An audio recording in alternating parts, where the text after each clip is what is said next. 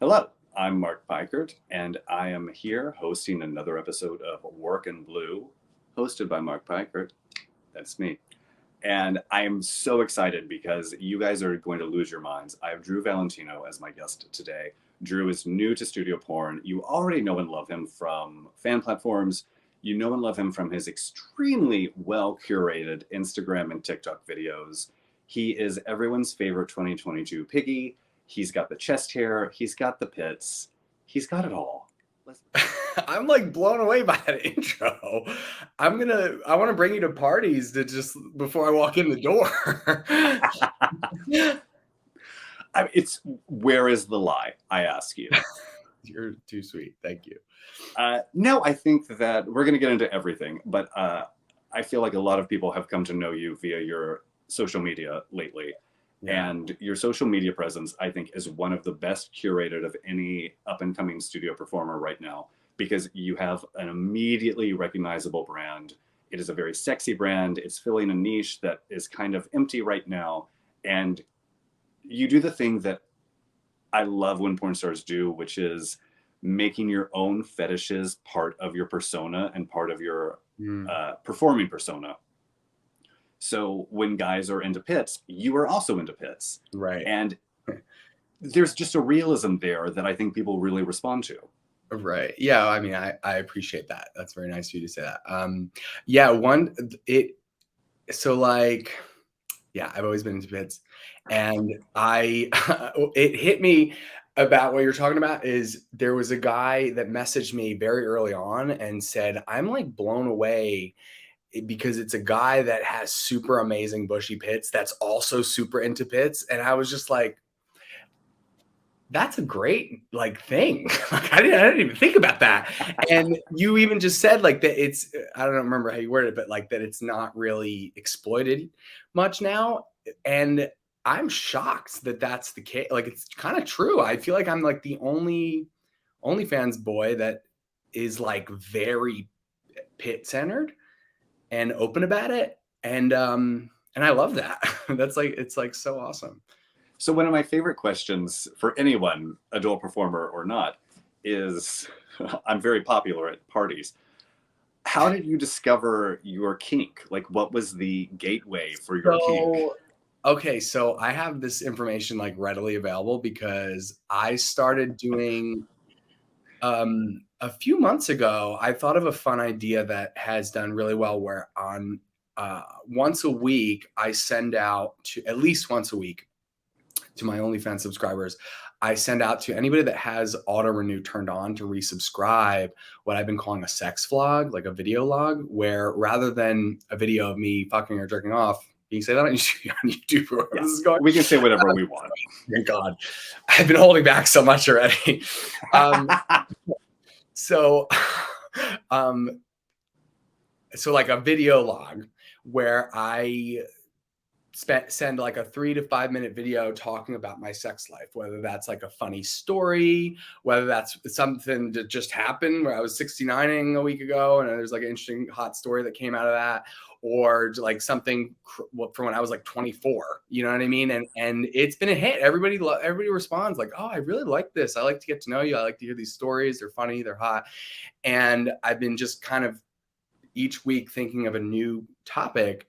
And somebody asked me to do one on like how I got into like pit fetish and when I realized that and at first, so I just told this story and sent it out a few weeks ago. But at first, my first thought was like, oh, I was always into pits, like ever since I was jerking off. But that's actually not true at all. And because I realized I had a boyfriend at 23 that I was really attracted to, and we dated for a year, and we didn't do anything pit related, and I didn't discover that yet, even at 23, and I was jerking off way before 23, and the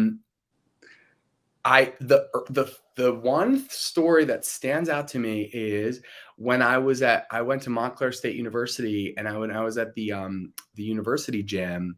I remember, I think at that point I was starting to like visually enjoy like guys with hairy armpits. But I do remember there was this guy that walked past me that I always thought was hot, like the straight guy in a tank. And I remember he walked past me and his pit was like right in my face and he totally needed deodorant. But I just remember being so damn aroused by it. And I remember from that point on, in my mind, that guy went from like this hot to like this hot. And every time I saw him, I was just like drooling, thinking about his armpits. And I'm like, and that was the first time that I could remember where I'm like, I'm very into this. This is like, I'm super like belligerently horny thinking about this guy's armpit. And that I want to say I was like 25. And which is interesting because my sex life began way before 25. And I think it's like and even as I've been doing this both through social media and OnlyFans, I've obviously talked to a lot of people about their views on this and I've done polls and it feels like most people discover that they're into it later, you know? Like I've had lots of people that have commented or messaged like, I was never into armpits until I found your page. And now I started more and more to realize it. People come up to me at parties and are like, you know, my boyfriend and I, like after we started following you or watching your videos, like we're both like now all in each other's pits and we never used to be. And I love hearing that, obviously. So See, you are saving relationships right, left, and center. exactly. They would have been messes. These relationships would have been in shambles without me. But you and your hairy Italian pits saved them. I know. I know. You get a pit and you get a pit. I mean, you're really doing the Lord's work, and we all appreciate it. I know. One time I was talking about this to Eddie the Fit on Instagram, Eddie Burke on OnlyFans. I was talking about this, and I was just saying these things, and he goes, "Okay, calm down. You're not Miss America." I'm like, "Okay, I know. Nice to hear these things." But you are Miss Congeniality. I'm trying. So you just started filming studio porn. You were already doing fan platform stuff, and we actually connected initially because we worked with Fort Trough, and you were doing some shoots with them because you were Atlanta based at the time. So what was the initial impetus behind starting fan platforms? That is so generous of you to assume that I know what impetus means, but so basically I was doing OnlyFans, and so when I started doing OnlyFans, I was in New Jersey. Not much going on there, not many people to film with. I moved to Atlanta, and then a lot more people to film with, a lot more opportunity just to collab. And that's when my accounts really, I think, started to pick up. And I, over the summer, said I want to do studio porn. And Fort Trough, I knew Dalton, who works there, and he set me up to do like a studio shoot, or well, it was going to be a toy demo that could potentially be a studio shoot as well. But he was saying like, yeah, this is a great place to start because it's very like low key, you know. So I said, okay, let me try that. It's a good, you know. So I did the toy demo, but they wanted me to do a scene, but it's like it's literally like two people there and then your scene partner, which is less than most situations, you know, with a camera, a crew and stuff. So that was like what broke the ice for me to just see how it felt. You know what I mean? It's like, it's almost like if you were public speaking, like trying to get better at public speaking, like you might just stand in front of an empty room kind of thing. Like that's kind of how it felt. It was just, no offense for Trough, but it's just like, you know, it's just like, it's just two people that you casually get to know. And it was very laid back and I liked it a lot. And then I said, okay, I want to try this. I want to take this to the next level. And then that's when I reached out to Cole and Bo, Cole Connor and Bo Butler, who I'm friends with and have filmed with and have gotten to know over the summer. And I knew they worked for Falcon. And I said, hey, I want to try this. So, yeah. And you were one of the Atlanta boys who did the big weekend with Rick and Griff and all of the LA porn stars who came down. Right, right. And that's actually where I met Bo. I met Cole way earlier, like New Year's Eve. But and I've seen him a few times. And Bo and I actually we know we're both in the same group of people, and we connected on Instagram, and we've like talked a lot up leading up to us actually meeting. So it was nice. And we actually met, and and they were both there, and I filmed with them. And that actually that was the weekend where I had said to them, "Hey, I really want to try this." And they both reached out to Tony. So yeah, another life-changing weekend. I mean, Tony DeMarco is the reason we have so many hairy hunks to Right. talk to. Yeah. That's so true. Single-handedly keeping that genre alive. Right. Yeah, he's the best. So when you finally got on set, and your first scene is a giant, it's not just, you know, a one-off. Right. It's part of a giant, like, big Falcon Naked Sword release. Mm-hmm. So you showed up, and I assume you like threw your robe off onto a PA, like hit him in the face. Literally exactly what happened. Demanded your Perrier or your LaCroix. Right. I don't know. Jersey. Trash. Let's be real. It's like you wanted your Wawa immediately. Voila. But what was it like after wanting to do this, after talking to the guys about it? Say that when I told Cole and Bo, they reached out to Tony. He reached out to me and said, "Hey, we like you a lot. We like your Twitter. We definitely want to have you come do a scene with us. But we're in the middle of this like Raging Stallion Falcons, like they're our big production of the year. We've been working on it for months, and we need to wrap that up, and then we'll reach out to you." I was not initially going to be in Ride or Die, and then somebody last minute backed out, and I look very prisony. So they called me and said, like, out of nowhere, he goes, "Hey, can you come in on, can we fly you to Vegas on Sunday?" And it was like Friday. And I'm like, okay, sure. And so it was wild because, for one, this is the Raging Stallions' biggest production of the year. So in Vegas, the studio was like, you know, I've now seen their different studios. Their studio in Vegas is really big, and they have it all set up like a prison. Showers, cafeteria, like prison cells and everything. Wow. Yeah. And so it's comical that this is my first scene. And then I found out like 3-4 days prior and flew out.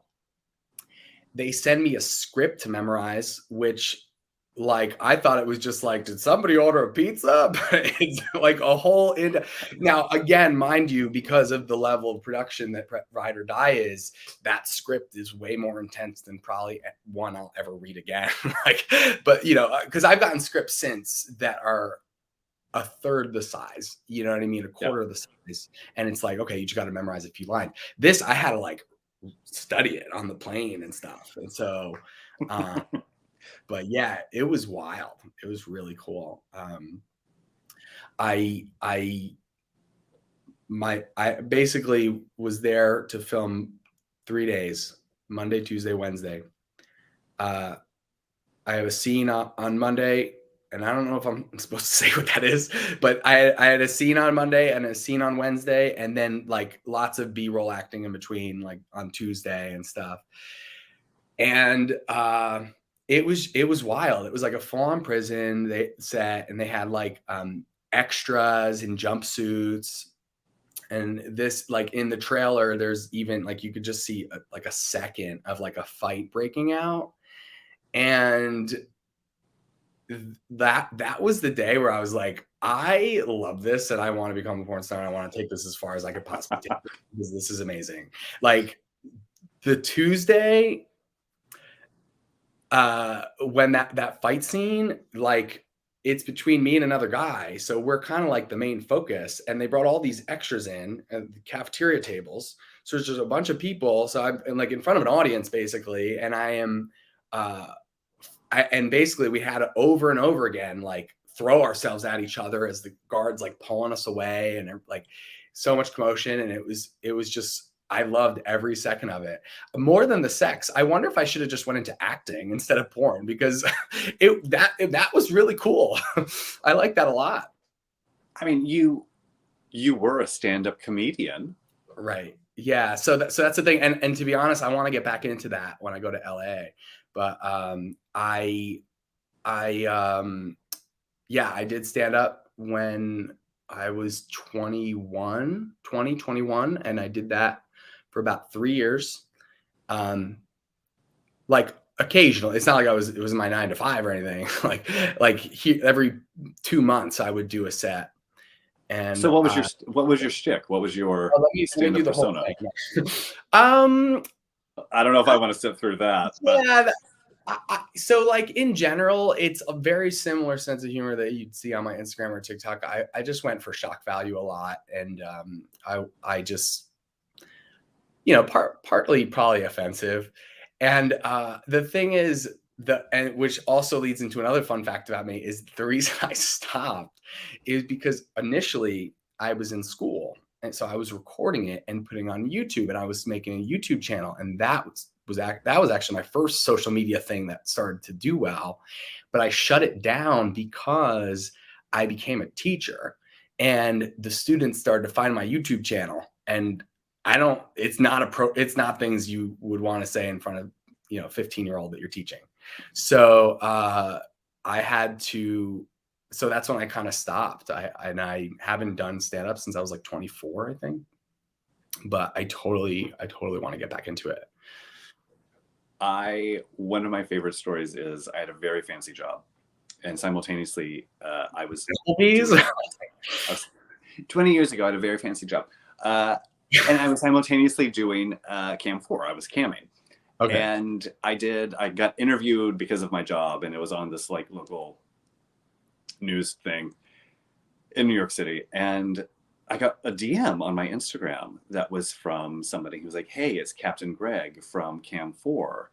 So glad that we could reconnect." And he was somebody that would chat with me on Cam 4 all the time. And I said, "Oh my God, I'm so happy that you found me. I'm sorry I haven't been on. Like, it just kind of fell off my radar. I stopped doing it. How did you track me down?" And he said, "Oh, well, I watched New York 1. And I was like, oh shit, people are recognizing me now. Yeah, imagine teaching high school for 4 years. The messages in my DMs. No, I mean, I will imagine that later, but not right now. Yeah. So I do want to bring up one very important thing that you recently mentioned on your Instagram, which is that you look like the needy bottom emoji. Right.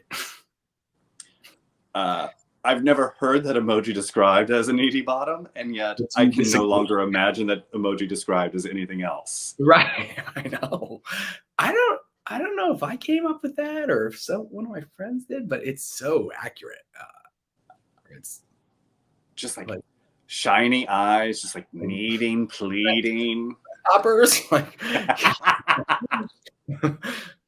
yeah, I get that a lot. Not the do you have poppers. I mean, look, I've got the jungle juice in the other room. We'll talk about that later.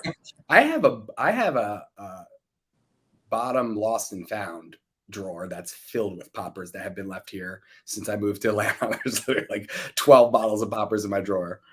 Who leaves their poppers behind? They all steal poppers. Every single one of them. Oh my God, it's overflowing with vapes and poppers. And now, to be clear, we are referring to VHS cleaner. Yeah, exactly. Like, you're watching a lot of Care Bears on VHS. Right. Totally. The eyes. Yeah. Those needy bottom eyes all those Care Bears have. Nobody wants a dirty VHS VCR bottom. No, nobody wants a dirty VHS. So actually, when we met and we're doing stuff, photo shoot with Fort Trough, I was under the impression, erroneously, that you were only a top. But it seems as if you were more verse than I was led to believe. Yeah, so So there is, I would say, I call myself first top, but like who doesn't these days? But like the thing is, I was strict top up until like my late 20s. And so I didn't really learn to enjoy bottoming until like, so that's the other thing is that even when I started to bottom, I didn't like it. I just did it. And only at like 30 did I start to figure it out and realize how to enjoy it. Yeah. The problem is retroactively, you can't, that doesn't undo all the, like my butthole's really tight is what I'm trying to say. Like I joke, I always say that I have the tightest butthole in America. So the thing is like, I like to bottom now, but because I'm tight, it's very easy to overstimulate me and I can't get railed. I can't I can't be just sit there and get fucked for 20 minutes. Like I need breaks. Like so that's the thing is in the last year or since I started my OnlyFans, I've obviously that has opened me up both physically and metaphorically. Like and I have that's opened me up to new experiences and I that's allowed me to learn to bottom more and better. But at the end of the day, like she's sensitive. So I do prefer to top, but it all depends, you know. Doesn't it always? It does, yeah. There's some guys that make me real bottomy. So such as whom? Eddie. He's bigger than me and yeah. His dick feels good. I'm excited for you at this late stage in your life, learning new skill sets, learning new things about yourself. Yeah, no, I agree. I'm really glad that I can now bottom. It's definitely gotten better. For sure. Well, it just opens up a lot more for you in terms of career opportunities too. I mean, yeah, that's totally mercenary about it. Right. Yeah. And the thing is, like, I really do like both equally. It's just that one is easier, you know, it's a lot easier for me to top and it's a lot less problematic for me to top. But when it comes to like filming, yeah, for sure. It's definitely it's also really nice because I know there's lots of people that only are one or the other or are mostly one or the other. So I can only imagine how hellish that must be to try to coordinate that. Like or just annoying, like it closes doors. Like it's nice where I text people and I will literally say like what do we do? Do you want to top? Do you want to bottom? Like, I don't care. Just tell me. You know what I mean? Like, so that definitely. I just need to ABC. Always be creating content. Exactly. I never heard that. I'm going to steal it. So, what is your favorite thing now that you are an established presence about interacting with fans? That's a tough one. Well. The tips. The tips are nice. No, honestly, you know what's my favorite part of all of this is so like I said, I did stand up. I feel like especially through TikTok, this has been a nice new creative outlet for me to engage with fans with my sense of humor because like whether it's people in my DMs or comments, like that's 100% my favorite thing.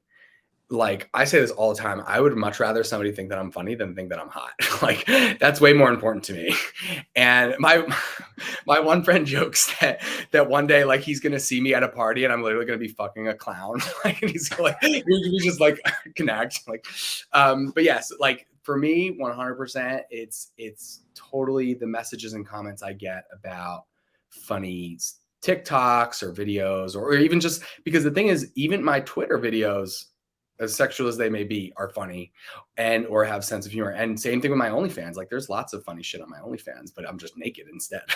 You know, so you know, only a super hot guy can get away with saying, I just want to be thought of as funny. That's why I went into this. I want everybody to just think I'm really, really funny. I mean, the other day in my cam room, somebody said, you've got such a great personality. And I said, that is not why we're here, sir. If you're not going to objectify me, you can get the fuck out. Right. that is all the time that we have today. You Great. are, as always, a goddamn delight. Thank you. I'm so excited that people are really getting to discover how funny you are when you're naked. Thank God. Amen to that. Yeah. Thank you. This has been a lot of fun. I've enjoyed this a lot. No, and I'm super excited to see how your career takes off and Me too. how you continue to become famous, and then next year win a whole bunch of awards. Let's see. I'm gonna try. That's why we're here. We're here to get paid and to get laid. Right. Exactly. And to And people think I'm funny. and yeah, for you, for people to think you're funny. Sure, everyone comment and tell Drew how fucking funny he is. Thank you. All right, Drew, thank you so much, guys. All Thank you for watching. Tune in next week for another episode of Work and Blue.